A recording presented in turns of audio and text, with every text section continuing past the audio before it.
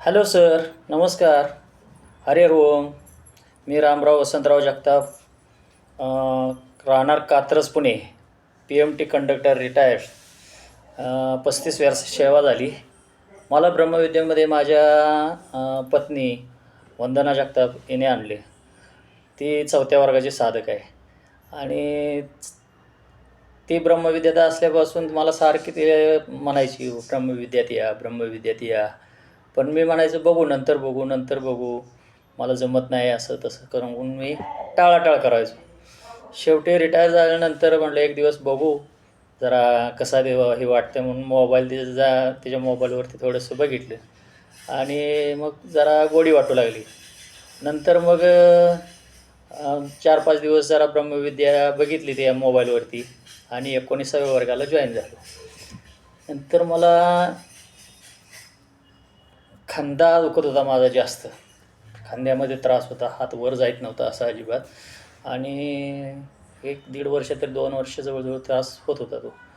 किरकोळ दवाखान्यात जायचं, औषध वगैरे घ्यायचं, काय तेवढ्यापुरतं जरा कमी व्हायचं.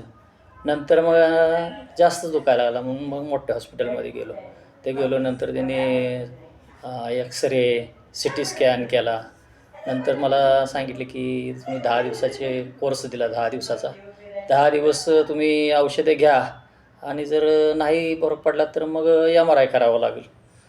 नंतर मी 10 दिवस कोर्स केला पण औषधात काही फरक नाही किंवा दुखणं काही कमी नाही. नंतर मग मी ब्रह्मविद्याला जॉईन झालेलो होतो. म्हटलं आता काही MRI करायचं नाही, आपण ब्रह्मविद्या करतोय बघू. एक 15 दिवस गेले आणि माझा हात थोडासा कमी वाटायला लागला दुखायला.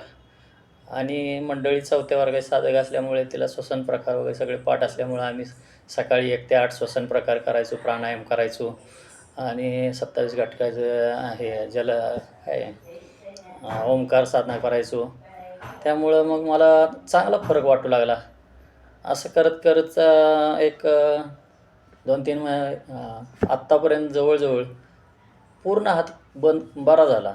औषध वगैरे काही घेतली नाहीत किंवा काही घ्यावीच लागली नाहीत औषधे, डॉक्टरकडे जावं लागलं नाही. दुसरा मला ह्याचा त्रास होता, चमकेचा त्रास होता.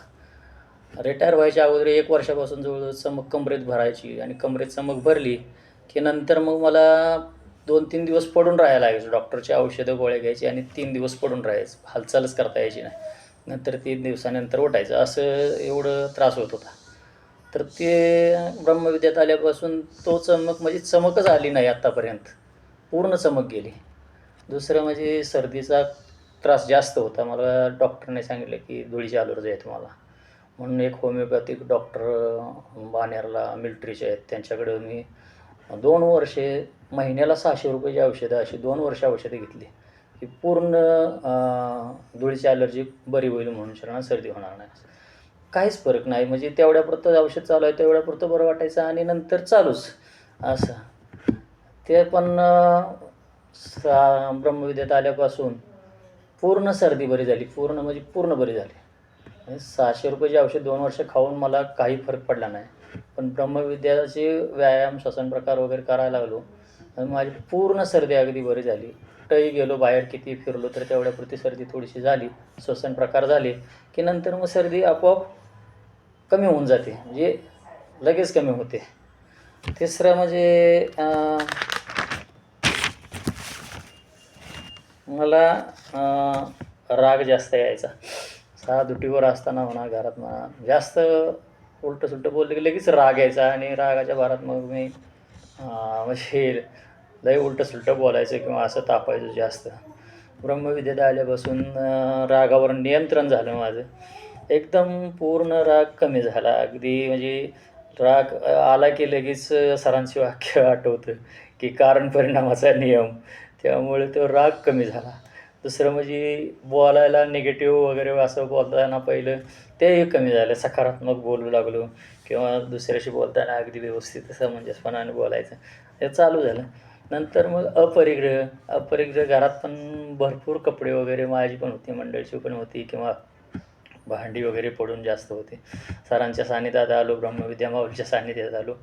आम्ही घरातली बरीचशी भांडी किंवा कपडे वगैरे सगळं असं अनाथ आश्रमच्या गाडीवर येते आमच्या इथं त्यांना देऊन टाकली.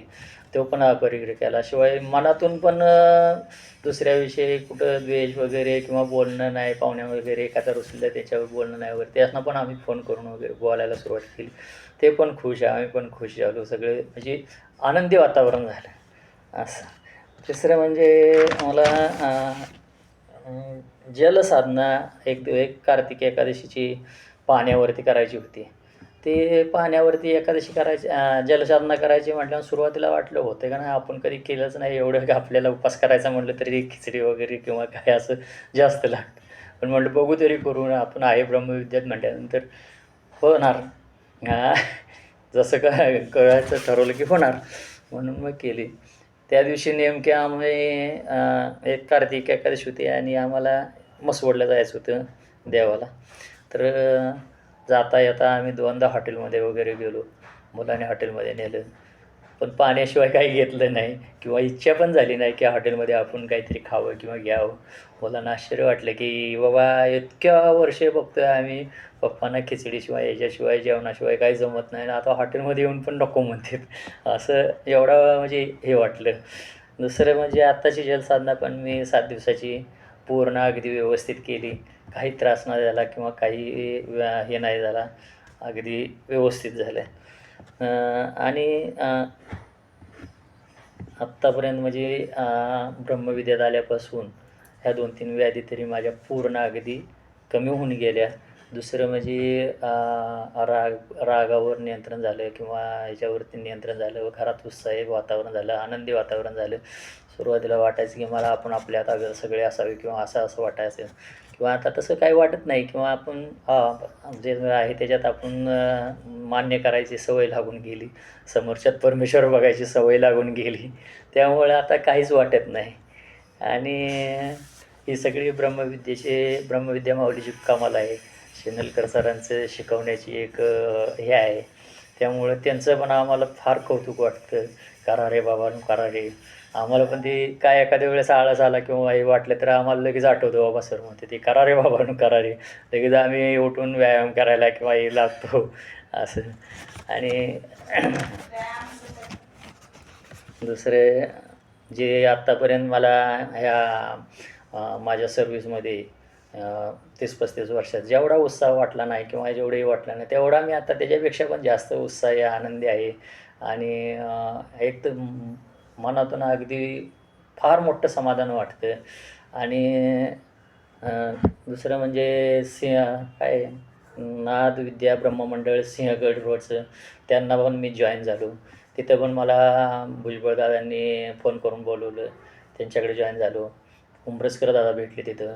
त्यांच्याकडून पण आम्हाला चांगलं सहकार्य किंवा चांगली माहिती मिळते. अगदी उत्साहात आम्ही सगळं तिथं व्यायाम वगैरे सगळे करतो. श्वसन प्रकार वगैरे करतो. माहिती चांगली घेतो. त्यामुळं एकदम खूप खूप खूप आभारी आहे ब्रह्मविद्या माऊलीचे, शेनलकर सरांचे, सहशिक्षकांचे, सगळे सूक्ष्म व्यायाम घेते त्यांचे पण, पटेलताईंचे पण खूप खूप आभारी आहे. आणि इथून पुढं मी आयुष्यभर ब्रह्मविद्या सोडणार नाही. आणि जेवढे येतील तेवढे लोकांना माझ्याकडून सहकार्य करून किंवा असं त्यांना सांगून बाबा ब्रह्मविद्या करून बघा असं मी आणण्याचा प्रयत्न करणार इथून पुढे. असे धन्यवाद. एवढे बोलून माझे 2 शब्द संपवतो.